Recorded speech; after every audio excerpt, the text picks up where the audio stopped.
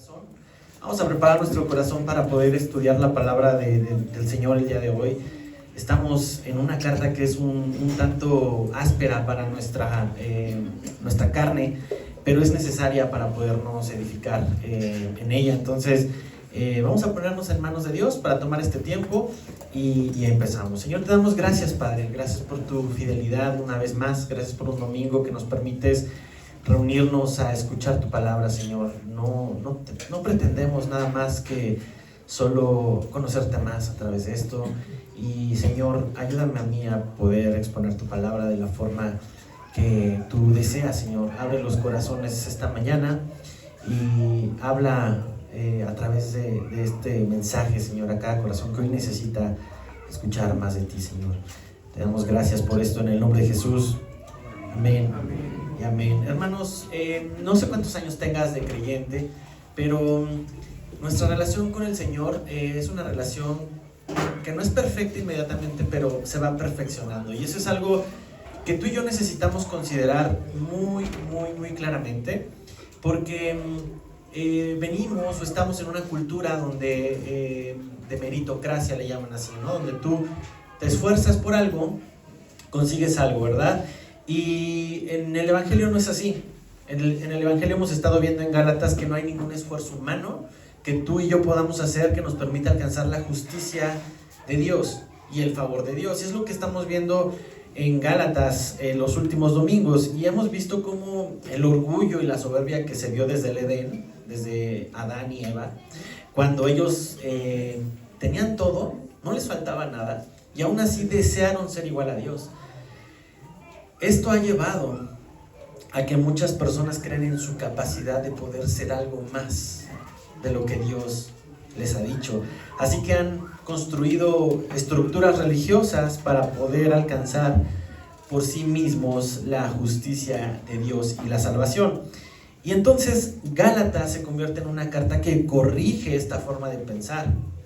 Gálatas nos lleva a pensar en esto.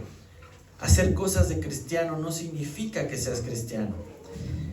Hacer cosas por tradición no significa que te estés ganando algo.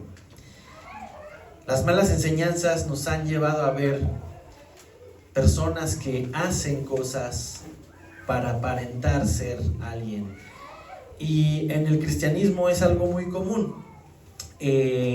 Pero lo que nos está diciendo Gálatas, y nos lo decía desde Gálatas 2:20, que la esencia de un cristiano no es lo que hace, sino en quién está. Y Gálatas 2:20 dice: ya no vivo yo, mas Cristo vive en mí. Y cuando esa es una verdad en tu vida, cuando Cristo vive en tu vida, cuando ya no vives tú en el trono de tu corazón, pues vas a empezar a experimentar una relación genuina con Dios. ¿Por qué? Por medio de Cristo, no por tus esfuerzos. Ahora, Pablo, en el capítulo 3 ha comenzado a exponer verdades que son crudas, pero son necesarias para corregir nuestro andar en Cristo. Así que si tú has los últimos años, meses o en el tiempo que lleves de cristianismo tratando de ser justo por tu propio esfuerzo, probablemente te has cansado y has visto tus esfuerzos no dar ningún fruto. Es porque no has dejado que Cristo es quien vive en ti haga la obra. Así que estamos viendo desde versos iniciales que todo esto es por fe y solo por fe. Todo es por fe y solo por fe. ¿Y qué significa esto? Que tú y yo solo somos llamados a creer en la obra de Cristo, crucificado y resucitado. Así que si tú puedes aportar algo para la obra de salvación, pues solo son tus pecados, hermano. No hay nada más que tú y yo podamos aportar en esta increíble buena noticia. Así que para ti y para mí, así como lo fue en Galacia, esta verdad es necesaria comprenderla en su totalidad. Y ahorita vamos a ver qué es lo que el Señor quiere mostrarnos a través de esto. Estas correcciones son todavía muy vigentes para ti y para mí el día de hoy, y es necesario que tú y yo podamos considerarlas, porque Pablo les decía a los Gálatas: ¿quién los ha hechizado? ¿Quién los ha fascinado con estas nuevas enseñanzas que no te acercan a Cristo y te alejan incluso más de Él, tratando de relacionarte con Dios por medio de lo que tú puedes hacer? Así que les dice muy fuerte: Gálatas, tontos. Y no les dice tontos porque sean subnormales, simplemente porque tienen la capacidad de hacer algo, pero deciden no hacerlo. Así que les hace una pregunta a Pablo muy fuerte y les dice: si comenzaron por el Espíritu, si comenzaron este camino confiando en la obra del Espíritu, ¿por qué terminan a través de sus esfuerzos humanos? Y esta pregunta es con la que hace 8 días meditábamos. No hay un esfuerzo que pueda sustituir la obra del Espíritu Santo en nuestras vidas. Así que teniendo en claro que su palabra, cercana en nuestras manos, nos enseña la forma de cómo relacionarnos con Dios, sería muy absurdo, hermano, hacerlo a un lado y tratar de abrir nuestros oídos a enseñanzas o a mensajes que te invitan a acercarte a Dios por conveniencia, a través de cumplir ciertas cosas, pero no necesariamente te acercan a una comunión verdadera con Dios. Así que, pues a tu carne y a mi carne, todavía, aún siendo creyentes, pues nos gusta de cierta manera pensar que podemos hacer algo para el Señor en nuestros esfuerzos, y que Dios nos va a amar más y que Dios nos va a bendecir más en la medida que tú hagas más por Él. Y eso no necesariamente es así como lo menciona Gálatas. Así que, dándote esta recapitulación del Espíritu Santo iniciando una obra en ti, Pablo deja muy bien claro que tú y yo no tenemos nada que ofrecer adicional para que el Señor termine esa obra que comenzó en ti. Solamente, y es lo que vamos a ver el día de hoy, solamente creer esta fe genuina que te lleva a una vida congruente a lo que crees. Y vamos a poner aquí una pausa en cuanto a esta recapitulación, porque quiero que observes esto y quiero que consideres esto. Una herencia no es algo por lo que tú trabajas. Una herencia es algo que tú recibes porque eres hijo de alguien que tiene propiedades. Simplemente por estar en una familia que tiene estas bendiciones, pues tú vas a ser bendecido. Pero realmente nadie aquí trabaja para recibir una herencia, o espero que no. Pero cuando tú buscas forjar un patrimonio, pues te metes a trabajar o emprendes, y lo que buscas es ofrecer un servicio o un bien y recibir un sueldo, ¿verdad? Y cada mañana te levantas y cada mañana buscas cumplir tu horario laboral y buscas cumplir tus metas para recibir una remuneración, y esa remuneración que te permita construir un patrimonio, ¿sale? Entonces es una transacción, finalmente, lo que tú haces para poder construir o conseguir algo. Pero en las herencias es bien distinto, ¿verdad? En las herencias el patrimonio es formado de manera distinta. Así que lo que vamos a ver el día de hoy es la herencia de una promesa que Dios le hizo a un hombre hace muchos años, y este hombre es Abraham. Y es bien interesante porque Pablo trae a Abraham a colación en medio de esta enseñanza. Fíjate, vamos a Gálatas 3, desde el versículo 5 en adelante.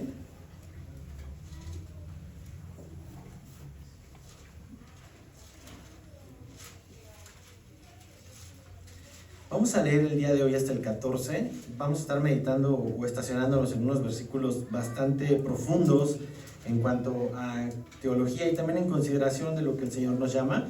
Pero si Dios lo permite, estaremos terminando hasta el versículo 14. Así que vamos a leer desde el versículo 5, que fue en el que nos quedamos hace 8 días.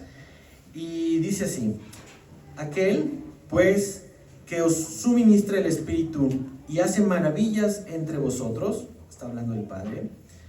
La pregunta que hace Pablo es: ¿lo hace por las obras de la ley o por el oír con fe?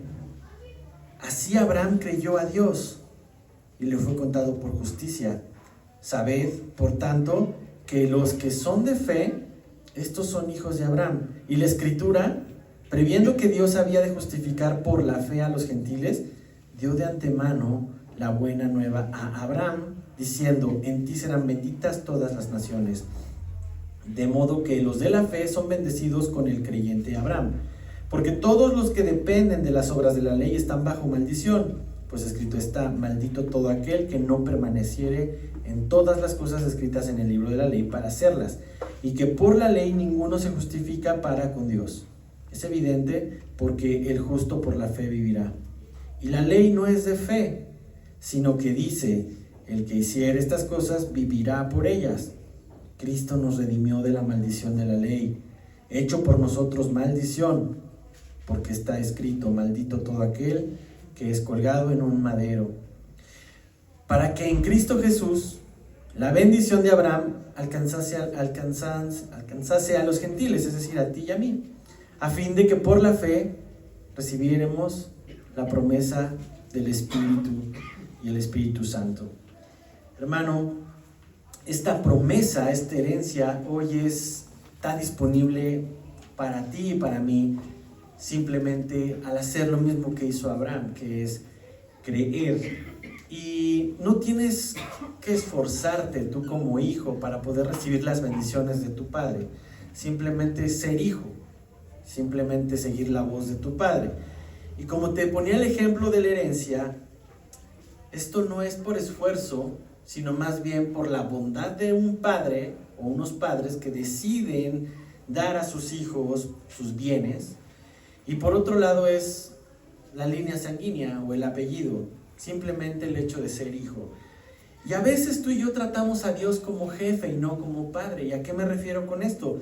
Muchas veces pensamos que podemos arrebatar las promesas de Dios como bendiciones si nos portamos lo suficientemente bien, si cumplimos todos los ritos, si hacemos todo lo que está escrito, pero estamos haciéndolo por el motivo equivocado. Gálatas 3 va a romper este pensamiento que está tipo legalista y nos va a recordar a Abraham.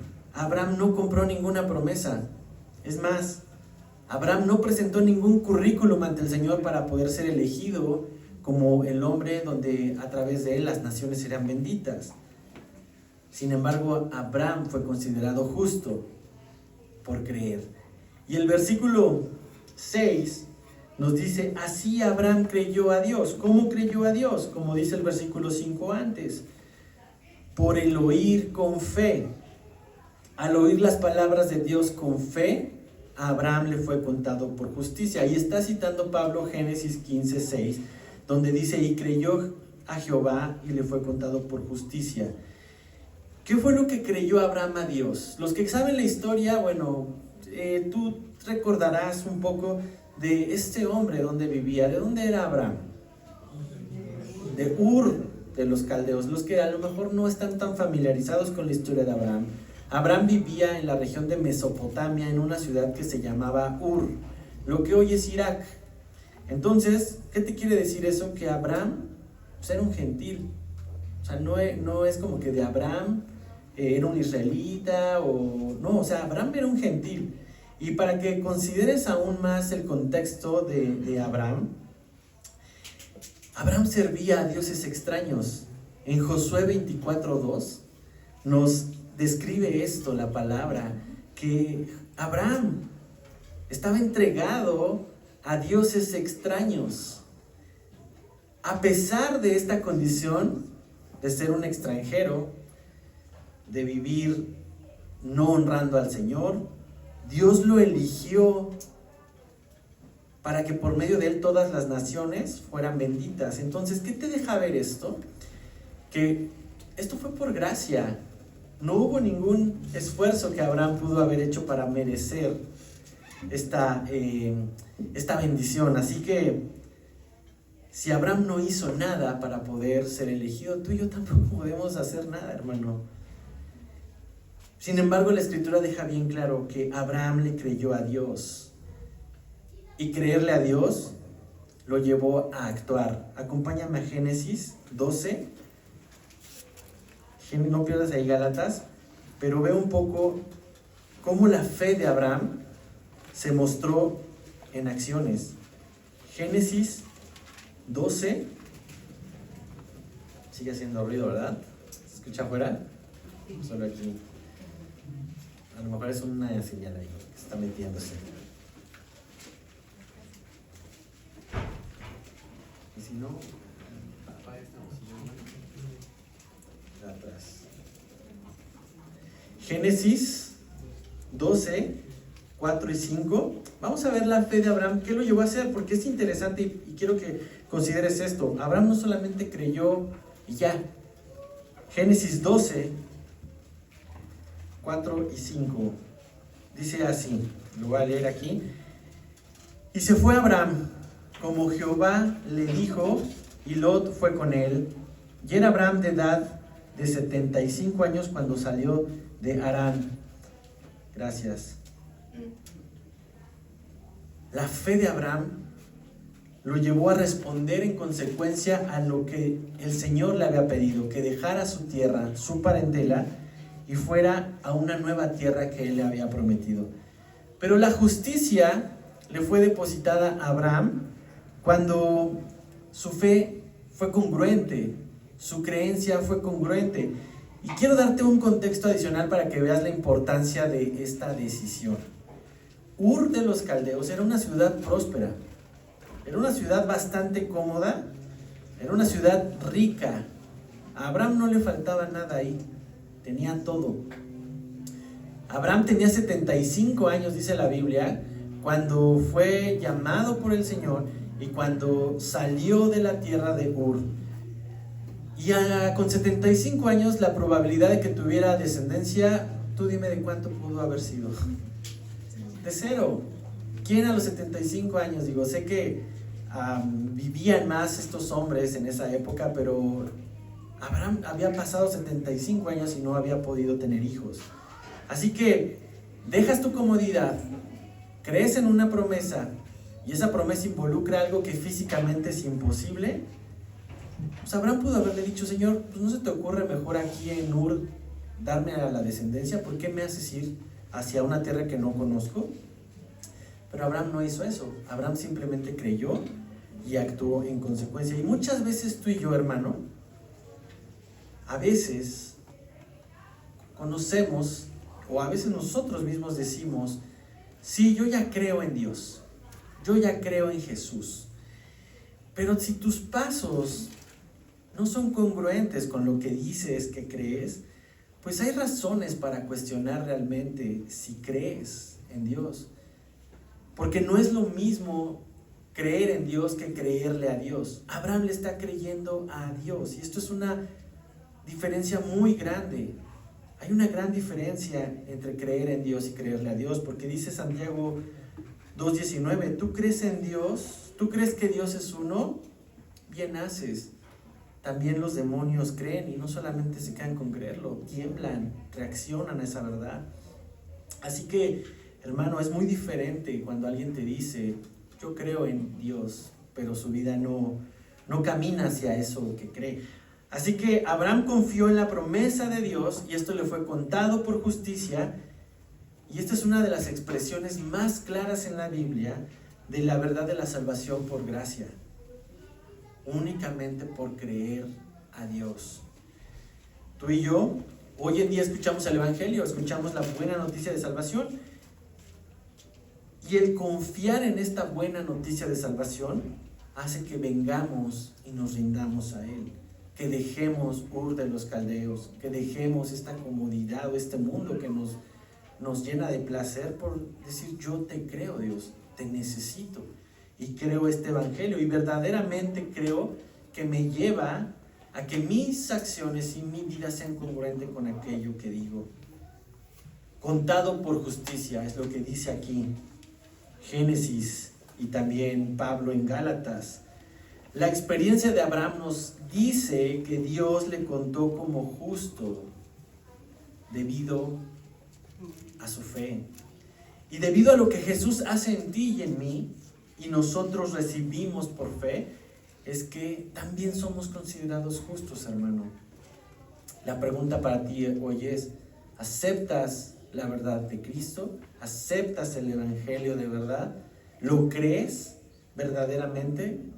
Él te ha justificado si lo crees verdaderamente. Y eso se va a ver porque ya no vivo yo, mas Cristo vive en mí.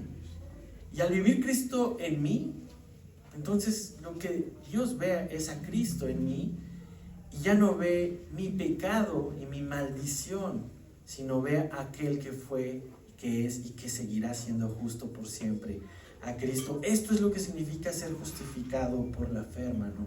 Y es uno de los principios doctrinales que tú debes comprender, la justificación por fe. Así que Abraham fue contado por justo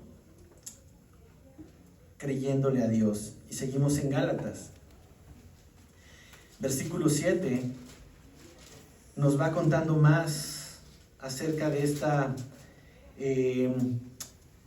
situación entre el pacto de Dios con Abraham, y dice: sabed, por tanto, que los que son de fe, estos son hijos de Abraham. El énfasis es claro. Abraham no tuvo que cumplir ningún rito. Es más, la circuncisión ni había pasado todavía. La ley de Moisés faltaban años para que sucediera, pero ella le había sido contado por justicia el creerle a Dios. Dice que los que son de fe, sabed por tanto que los que son de fe, estos son hijos de Abraham. Así como Abraham fue justo por la fe, tú y yo, al creer en Jesús, también somos justos por la fe. ¿Y qué implicación tiene esto?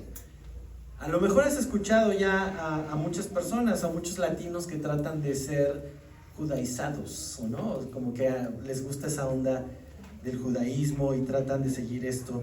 Pero no implica que por ser hijos de Abraham tú tengas que pues vestirte de cierta forma ahora, que te pongas esta capuchita que se ponen aquí, o que te dejes tus cairelitos.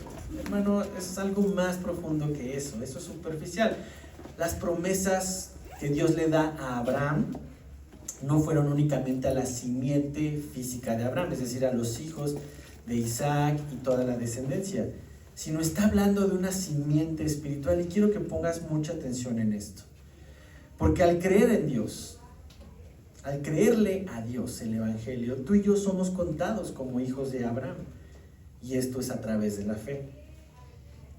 Tú y yo somos parte de esa promesa que Abraham le recibió en Génesis 15, cuando le dice el Señor: puedes ver todas las estrellas. Tú estás contado dentro de esa descendencia. Ahora, ha existido y existe gente que cree que hay cristianos de categoría.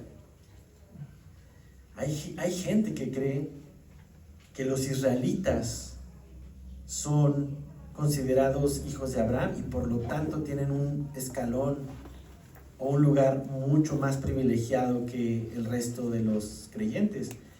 Y esto ha llevado a que muchos gentiles, muchos latinos como tú y como yo, pues adopten tradiciones judías, esperando alcanzar ese escaloncito extra que tienen los de descendencia israelí. Pero más adelante Pablo corrige este pensamiento. Es más, ahí mismo en el capítulo 3, versículo 28, fíjate que dice Pablo: ya no hay judío ni griego, no hay esclavo ni libre, no hay varón ni mujer, porque todos vosotros sois, ¿qué? Uno en Cristo Jesús. Así que, hermano, ser hijo de Abraham no significa buscar ser de linaje o andar buscando si tu apellido tiene una historia israelita o judía. Y aquí es importante que consideres esto. La descendencia prometida a Abraham es espiritual, no es sanguínea. ¿Y qué quiere decir esto? Que los judíos confiaban en su linaje para poder sentirse seguros como el pueblo de Dios.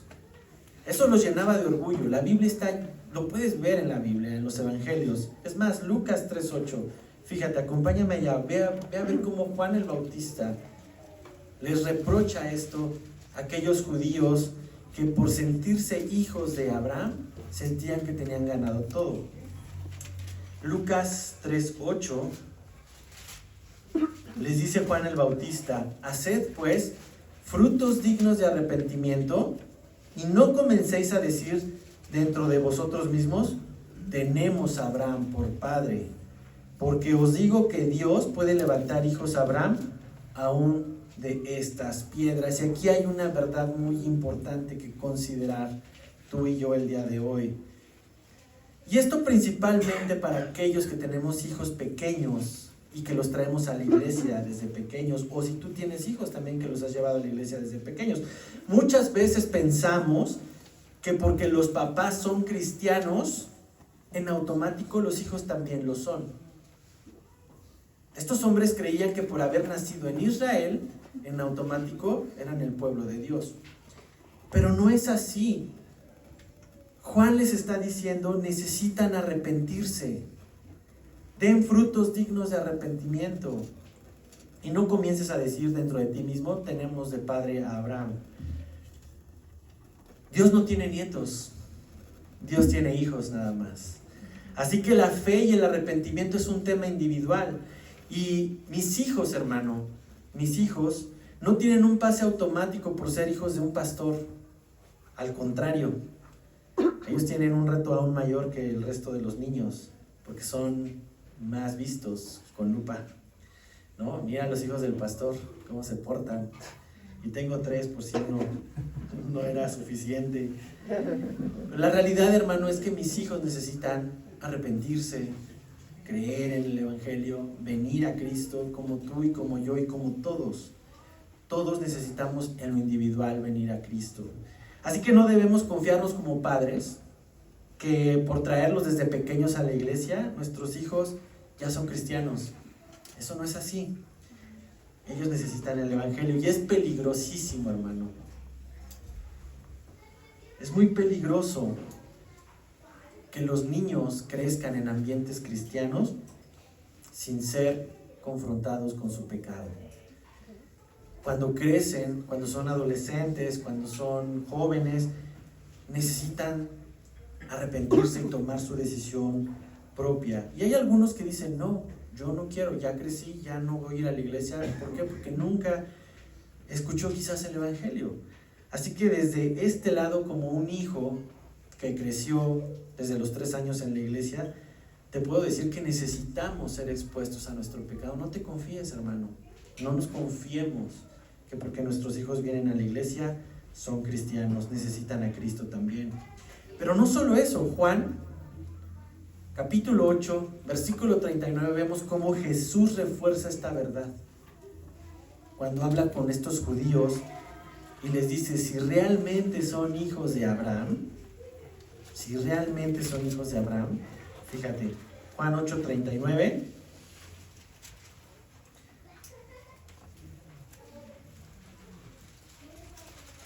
y 40,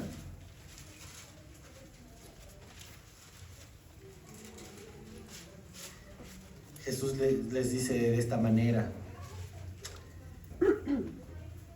respondiendo, lo voy a leer desde el 39.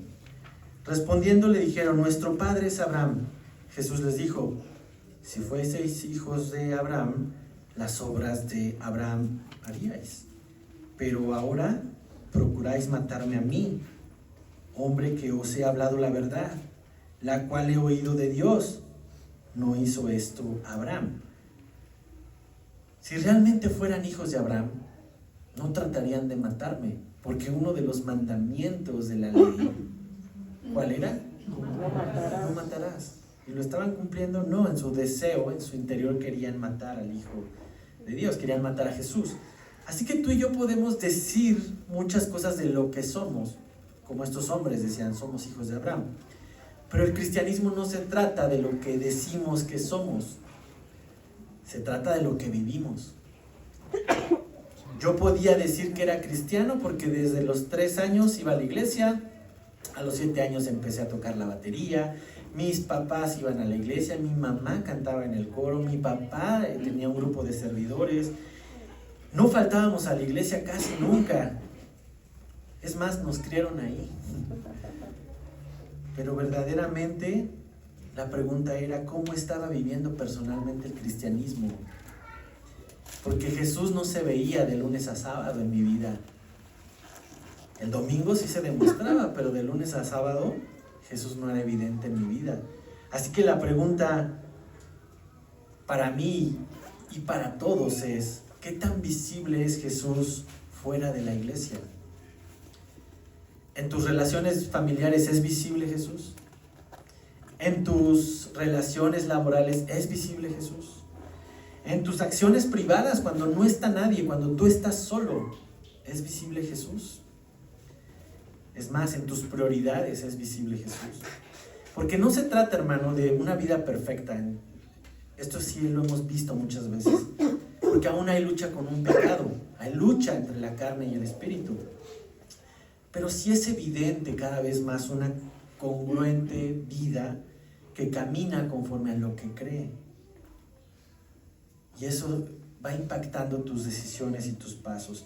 Jesús les dijo muy claro, si fueran hijos de Abraham, las obras de Abraham harían. Si nos decimos cristianos, las obras de Cristo haríamos. Así que, hermano, no hay una ventaja por ser judío o por ser descendiente de israelitas, así como tampoco lo hay para un hombre o una mujer que es hijos de cristianos.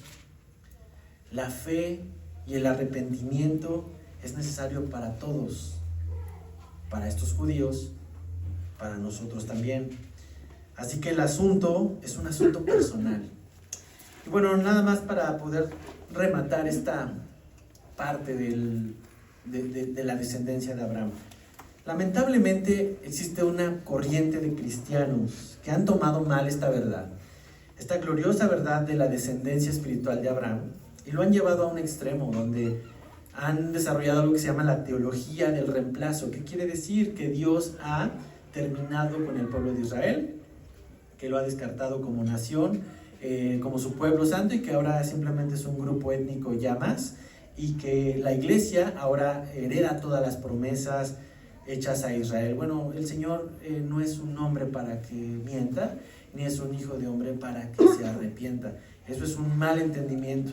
Y esto daña a la iglesia porque vemos cristianos que usan esta teología como combustible teológico para quemar y perseguir a los judíos. Y eso está mal, hermanos.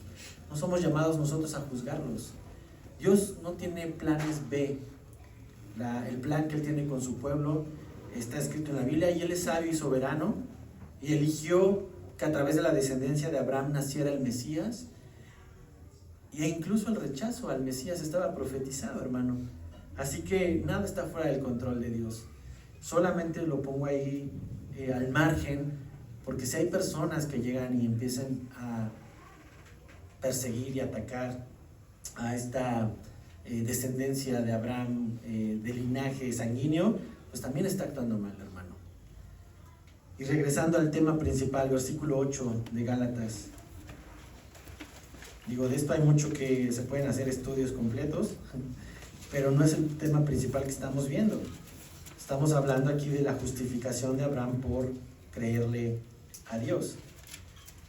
Versículo 8 dice así: y la Escritura, previendo que Dios había de justificar por la fe a los gentiles, dio de antemano la buena nueva a Abraham, diciendo: en ti serán benditas todas las naciones. Pablo habla de lo que dice la Escritura, no está dando su opinión, no está dando un punto de vista, está recordando lo que Dios había prometido a Abraham: en ti serán benditas todas las naciones. Y el Evangelio es esa buena noticia. Es esa buena noticia de Dios acercándose a través de Jesús. Abraham fue el primero en recibir esta buena nueva y la creyó al grado de salir de su tierra y dejar a su parentela. Y gracias a eso es que pues él pudo conocer descendencia. Y bueno, si tú lees Mateo 1, vas a ver toda la genealogía que hay detrás de Jesús. Verso 9: de modo que los de la fe son bendecidos con el creyente Abraham. ¿Qué bendición puedes esperar al ser considerado hijo de Abraham? No es la bendición de riqueza, hermanos. Ya te estabas así frotando las manos. Híjole, ya me va a caer mi empresita textil, o me va a caer un lugarcito allá en Polanco, o donde viven estos hombres. Pues no, hermano, no es una riqueza física, ni tampoco es un acceso a la comunidad judía. La bendición es algo mucho más precioso que cosas terrenales o temporales. La bendición de Abraham es una posición correcta y eterna ante Dios a través de la fe. Déjame repetir esto: la bendición de Abraham es tener una posición correcta y eterna ante Dios a través de la fe. Esto es increíble, hermanos, porque estaba prometido desde hace muchos años y hoy es una realidad en nuestras vidas. Versículo 10: porque todos los que dependen de las obras de la ley están bajo maldición, pues escrito está: maldito todo aquel que no permaneciera en todas las cosas escritas en el libro de la ley para hacerlas. A partir de aquí Pablo nos va a presentar, y que lo vamos a estar viendo mucho más profundo la próxima semana, lo que es la ley a través de la luz del Antiguo Testamento y el Nuevo Testamento. Y es un veredicto duro, difícil de procesar, pero es necesario, hermano. La ley cumplió un propósito hoy todavía. Pero la pregunta aquí es: ¿quieres ser justo delante de Dios por medio de guardar la ley? Entonces es muy claro este texto y dice: todos los que dependen de la obra de la ley están bajo maldición, pues escrito está: maldito todo aquel que no permaneciera en todas las cosas escritas en el libro de la ley para hacerlas. ¿Qué quiere decir esto? Que tienes que cumplir todo, que no te puedes seleccionar qué cosas sí, qué cosas no.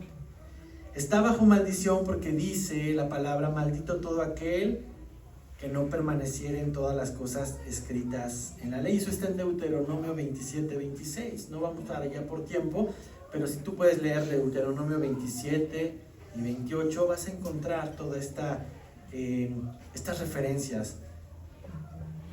Hermano, si tú y yo decidimos guiarnos por esto, por el cumplimiento de la ley, pues Pablo dice claramente: vas a estar maldito, no lo vas a lograr. Santiago 2:10 refuerza esta verdad: porque cualquiera que guardare toda la ley, pero ofendiere en un solo punto, se hace culpable de todo. Se hace culpable de todo. Y como te repito, la ley no es un buffet donde tú eliges qué sí cumplir y qué no cumplir. Date cuenta, los latinos que hoy tratan de vivir esta vida, pues dejan de comer puerco, pues eso no es tan difícil, pero se circuncidan, guardan el sábado, es más, se quedan en su casa y no hacen nada, pues te das cuenta que no necesariamente. Entonces la ley no es una transacción de décimos, es un 0 o 100, o la cumples toda o no la cumples. Y aunque hay pecados, hermano, que son peores unos que otros, ante Dios todos son iguales. Todos son iguales. Los celos es un pecado que a lo mejor dices: pues ¿qué tiene de malo tener celos? Pues esta parte también de un incumplimiento de la ley. Los celos llevan a otras cosas. Y quizás porque es algo no visible, a veces lo consideramos como: bueno, eso lo puedo dejar pasar por alto. No, hermano, para el Señor todo eso es pecado, es errar al hermano. Así que, hermanos, considerando esto, ¿qué queremos decir cuando hablamos que está alguien bajo la maldición de la ley? ¿Es malo tener la ley de Dios? Sería la pregunta. De ninguna manera.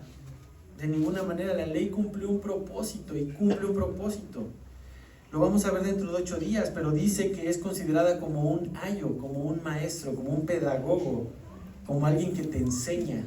La ley tiene ese propósito, pero la ley de ninguna manera te hace justo. Verso 11, y estamos viendo un poquito más de esto sobre la ley. Y que por la ley ninguno se justifica para con Dios. Es evidente, porque el justo por la fe vivirá. Versículo 12, y la ley no es de fe, sino que dice: el que hiciera estas cosas vivirá por ellas. ¿Qué nos está diciendo aquí la palabra? La ley termina mostrándote una incapacidad que tú tienes de vivir en un estándar, el estándar de Dios, el estándar de justicia de Dios y la indiscutible necesidad de un Mesías. Necesitas una ayuda, un Salvador que te ayude con esta condición. Romanos 3, 19 y 20, acompáñame allá. Romanos 3, 19 y 20.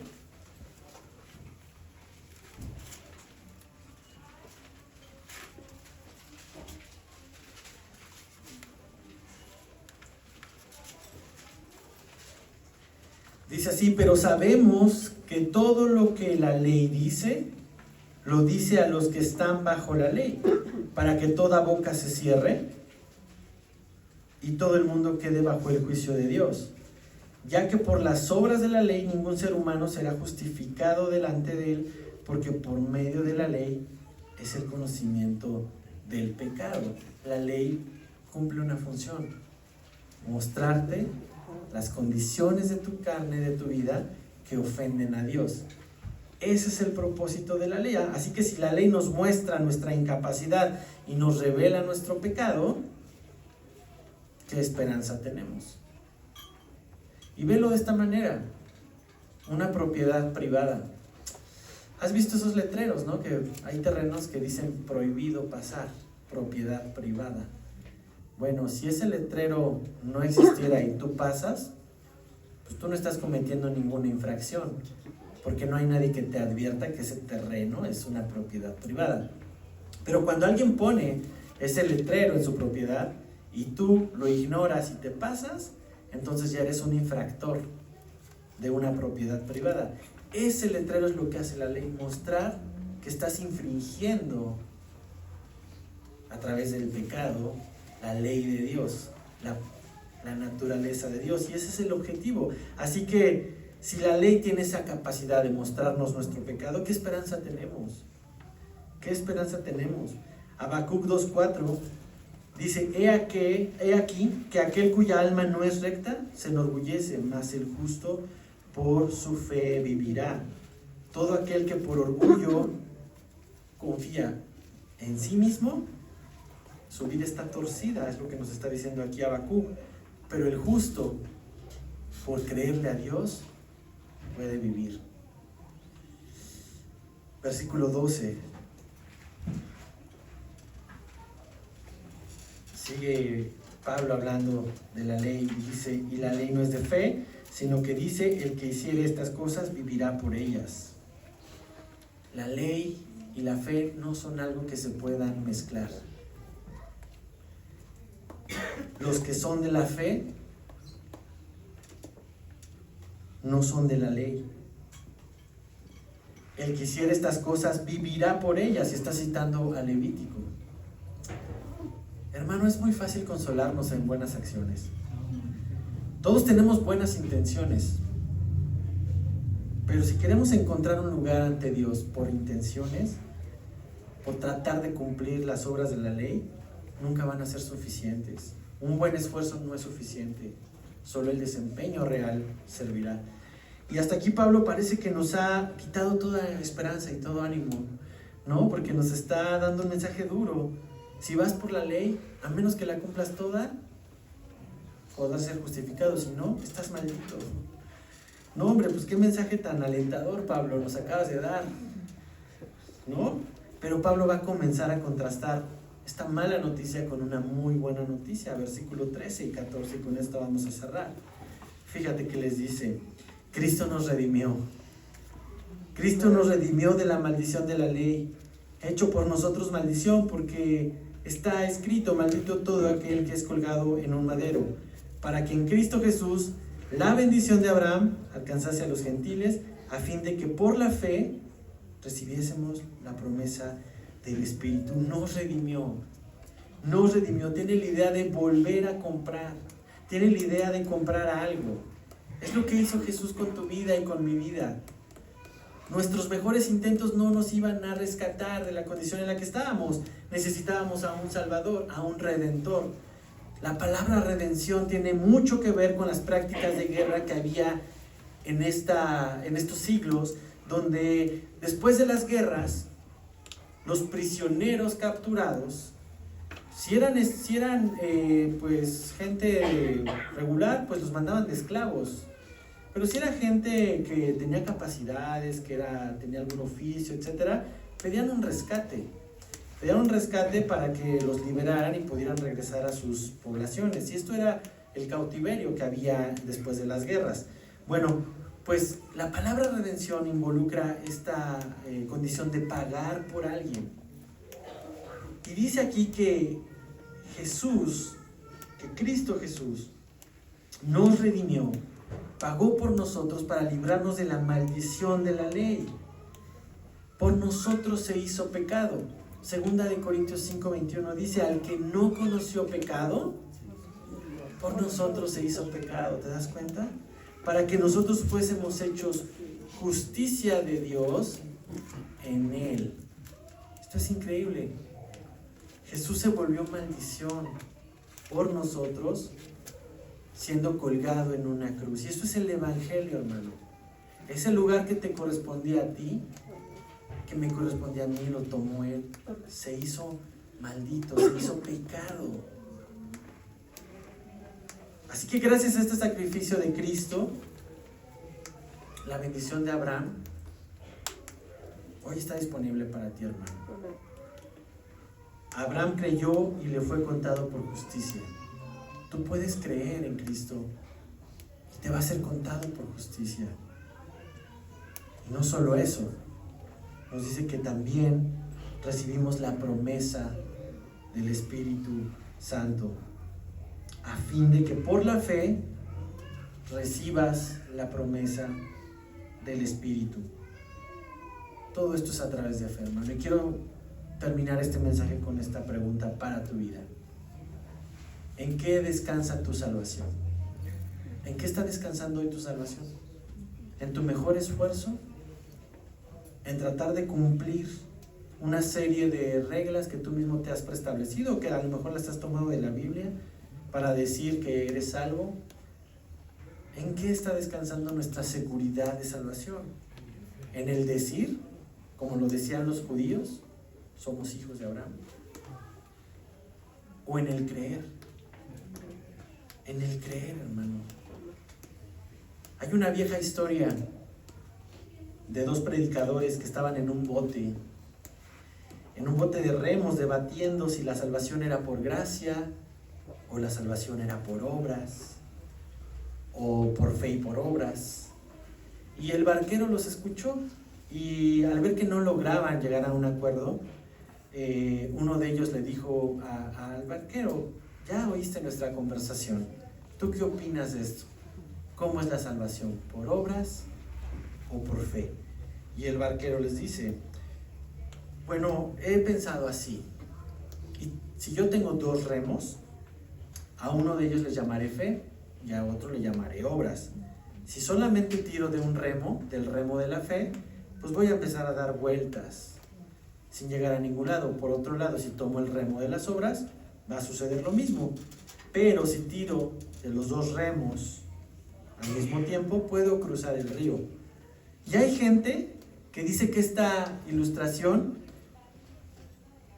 es correcta y es hermosa, pero no es así. No es así, porque si tú y yo podemos caminar hacia Cristo, no es por nuestro esfuerzo, es por la gracia infinita del Señor.